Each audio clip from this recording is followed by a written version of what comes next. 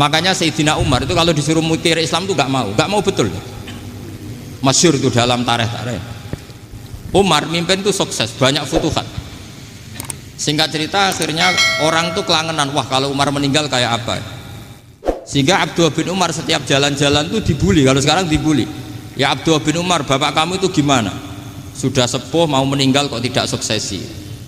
Kalau saja ada orang penggembala kemudian meninggalkan kambingnya di hutan, kamu anggap orang yang mudoyik enggak, menyanyiakan kambing itu enggak? Ya iya, kata Abdullah bin Umar. Apalagi amru hadil umat ini mau ditinggal gelanggang, nanti suatu saat Umar meninggal. Mbok yo suksesi supaya jelas. Logika itu diaturkan ke Umar radhiyallahu anhu, ke Sayyidina Umar. Pertama Umar agak tertarik dengan logika itu. Lama-lama beliau marah. Tidak jadi. Saya tetap tidak akan istikhlaf, tidak akan suksesi. Dan saya tidak akan mikir Islam, katanya. Islam akan diurus oleh Allah Subhanahu. Terus beliau ngendikan, Islam ini jalan ketika ditinggal Abu Bakar. Bahkan ketika ditinggal ahabbul khalqi illallah, akramul khalqi indallah, yaitu Rasulullah Muhammad sallallahu alaihi wasallam. Coba Islam dulu dipimpin Syekh Abdul Qadir ketua wali, dipimpin Wali Songo, dipimpin orang top-top. Sekarang dipimpin mondok 3 bulan jalan. Karena Islam yang ngatur Allah Subhanahu wa taala. Jadi ini penting. Loh coba ustadz tuh banyak yang nggak bisa ngaji loh. Tapi ya laku ya nggak masalah. Loh saya kemarin di Korea seminggu. Itu TKI jadi khotib, ada yang jadi mufti, ada yang jadi suriah. Itu ada yang di sana jadi suriah, pulang ke kampung angon kambing lagi. Loh itu teman saya kenal. Suriah Korea. Iya suriah Korea tapi. Artinya gini, bahkan masjid semua yang di Korea itu didirikan oleh TKI dan TKW. Mereka digerakkan Allah untuk mikir agama, karena agama ini milik Allah. TKI saja mikir. Makanya ini penting, yo dakwah tapi tauhidnya sing kenceng, jangan dakwah kenceng tauhidnya kendor. Itu bahaya betul. Saya ulang lagi ya, ini dawuh Habib Umar. Jadi kata beliau, fala budda an wattina kulubana, kita harus yakin seyakin-yakinnya bahwa semua kemungkinan itu mungkin. Makanya masyhur dalam tarikh ketika kafir Quraisy mau disiksa oleh para malaikat karena mereka sering menyakiti Nabi, kata Nabi gimana? Jangan. Saya berharap kalau bapaknya tidak mukmin, suatu saat anaknya mukmin. Masyhur dalam tarikh. Musuh Nabi besar siapa? Walid bin Mughirah. Punya anak Khalid bin Walid. Abu Lahab punya anak Darrah, itu mukminah yang baik. Abu Jahal punya anak Ikrimah, itu mukmin yang baik. Di Indonesia lebih hebat lagi. Bapaknya ra iso maca Quran, anaknya hafid. Bapaknya utun ratamat SD, anaknya jadi dekan. Di Indonesia banyak orang nggak siapa-siapa, anaknya jadi presiden, anaknya jadi menteri. Artinya jangan karena bapaknya kafir kamu nganggep anak turunnya pasti selalu kafir. Teori itu sudah salah zaman Rasulullah. Yaitu Walid akhirnya punya anak Khalid, Abu Lahab punya anak Darrah. Terus siapa? Abu Jahal punya anak siapa? Ini penting saya utarakan karena dakwah kalau terlalu semangat, nanti kalau menghilangkan tauhid bahaya. Tetap innal huda. Uni Soviet kayak apa? Mengkooptasi negara-negara sekelilingnya sampai jadi Zuni. Tapi apa yang terjadi? Uni Soviet yang runtuh, persemakmurannya semua rata-rata jadi negara apa? Islam, kayak Uzbek, kayak Ceknya, kayak apa-apa. Karena agama ini diurus Allah. Sehingga kalau tapi kamu ngitmai agama nggak apa-apa. Makanya istilahnya Habib Umar khodamah itu pelayan, nggak apa-apa. Kita ngitmai agama itu nggak apa-apa. Dengan ngitmai terus mikir nggak apa-apa. Tapi jangan mikir yang merasa kalau kita mati, wah nanti agama ini kukut karena saya mati. Kamu itu siapa? Agama Islam ini tidak pernah dipasrahkan kamu. Diurus oleh Allah Subhanahu wa taala sendiri. Sehingga ketika Wali Songo meninggal, agama ini tambah kuat sampai sekarang. Kecil saya itu kalau pengajian susahnya bukan main, harus izin sana sini. Sekarang setiap pengajian polseknya datang, polresnya datang, nggak ada intel, nggak ada apa. Padahal kiai dulu sama kiai sekarang itu kira-kira alim mana? Raden kiai dulu. Mbah Hasyim Asy'ari itu ngarang kitab sampai dibaca di Yaman. Saya sering baca juga kitab beliau, Risalatu Ahli Sunnah wal Jamaah. Kiai sekarang mau terjemah aja kadang salah memahami. Tapi ya Islam tetap jalan karena Islam ini kawal dijaga oleh Allah Subhanahu wa taala. Maka kalau dalam cerita tarikh sirahnya Ibnu Ishaq itu tauhid itu penting. Beliau cerita begini. Sayyid Abdullah itu namanya Abdullah bin Abdul Muthalib. Kita tahu kenangannya Rasulullah terbanyak itu bukan dengan Sayyid Abdullah tapi dengan Sayyid Abdul Muthalib, dengan mbahnya. Karena Nabi itu mulai kecil dirawat oleh siapa? Mbahnya.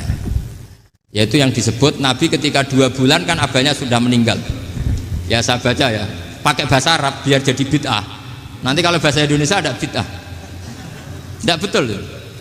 Diba atau berjanji sebenarnya itu kitab sejarah, berhubung dibaca bahasa Arab terus kayak mantra. Terus yang belakang mau nyenggai soleh aleh, sehingga kubu sebelah bilang tuh khurafat dan bid'ah. Coba diterjemah ini, coba nanti saya baca bahasa Arab.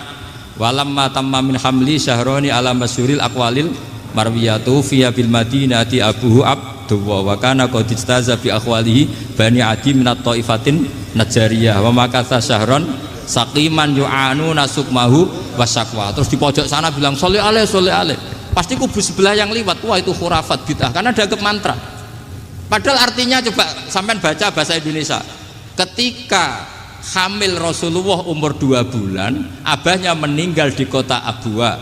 Kota Abwa adalah kota keluarga besar ibunya Sayyid Abdullah. Kebetulan pas ke sana beliau sakit sampai 1 bulan dirawat. Bid'ahnya di mana kalau diterjemah? Wong itu kitab tarikh. Makanya saya nggak tahu yang membidah-bidahkan tiba itu karena tadi. Tapi sampean juga ikut salah karena nyenggai sholawat tantok itu. Jadi makanya saya bilang tadi kalau bahasa Arab bid'ah, kalau sudah terjemah bid'ah karena kelihatan kalau itu hanya kitab tarikh. Loh, coba bid'ahnya di mana? Wa ba'du fa'aqulu wa Muhammad bin Abdullah bin Abdul Muthalib bin Hashim. Itu kalau diterjemahkan, kamu harus tahu siapa nama Muhammad. Muhammad punya abah siapa? Rasulullah Muhammad Abdullah. Punya abah siapa? Abdul Mut. Punya abah siapa? Hashim. Coba baca gitu di kubu sebelah. Oh iya gitu. Berhubung baca bahasa Arab. Wa ba'du faqulu wa Muhammad bin Abdullah bin Abdul Muthalib bin Jadi itu hanya salah baca saja. Maksudnya salah yang ngukumi, bukan salah yang baca, salah yang apa? Ngukumi. Sayyid Abdullah ini orang yang tauhidnya sangat kuat. Sayyid Abdul Muthalib lebih kuat lagi. Saya cerita sedikit betapa pentingnya tauhid. Ketika pasukan Abraha bawa pasukan gajah mau menyerang apa? Ka'bah.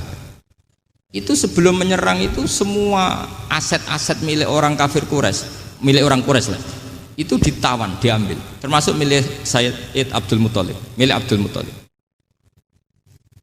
Terus ketika mau masuk Ka'bah, mau masuk Mekah, kata Abraha, man sayyidu hadal wadi, siapa yang kamu tuakan, yang kamu pertuan di sini? Oh, Abdul Muthalib. Abdul Muthalib itu dipanggil, itu auranya luar biasa. Abraha yang di tempat perkemahannya itu harus duduk di atas karena dia raja, itu duduk di atas gak berani. Saking wibawanya Abdul Muthalib, ini mbahnya Rasulullah. Akhirnya Abraha bilang gini, saya duduk di bawah tidak mungkin karena saya raja. Kamu duduk jejer saya tidak mungkin karena nanti umat saya kecewa karena raja kok disaingin gitu. Ya sudah, sambil berdiri-diri kita ngomong. Akhirnya Sayyid Abdul Muthalib tadi diomongin gini, saya itu tidak ingin merusak orang-orang Mekah, orang-orang Quraisy. Saya hanya kecewa punya tempat ibadah dikencingi, diberakin sehingga saya mau merubuhkan Ka'bah. Tapi dengan damai, nggak ada perang. Apa jawabnya Abdul Muthalib? Lucu. Gak apa-apa, Ka'bah kamu robohkan silakan, gak apa-apa. Yang penting unta saya yang kamu sita kembalikan. Harta saya yang 100 unta kamu sita kamu kembalikan. Itu Abraha kagetnya bukan main. Kaget karena kamu itu pemimpin apa? Tadi saya hormat kamu karena kamu tak anggap orang hebat. Hadhil Ka'bah dinu abaika, ini Ka'bah itu agama kamu. Pas saya hancurkan kok kamu tenang-tenang saja. Padahal pas mau saya hancurkan kamu tenang-tenang saja, malah tanya unta kamu itu gimana? Apa jawabnya Abdul Muthalib? Inna lihadal baiti robban hamahu, sebab Ka'bah itu ada yang punya dan pasti akan melindungi Ka'bah. Tapi kalau unta itu milik saya, ini urusan saya, ini unta. Jadi inna lihadal baiti robban hamahu itu tidak milik saya, itu ada yang punya ya sudah, biar yang punya aja yang jaga, itu udah urusan saya. Akhirnya onta dikembalikan, aman deh, untung double. Terus akhirnya dia ke Ka'bah, fa'akhudha bi halaqatil bab, karena dulu apa itu halaqatil bab, karena dulu itu yang dipakai apa itu pegangan itu bentuknya apa, bulat, makanya diistilahkan halaqah apa, bulat.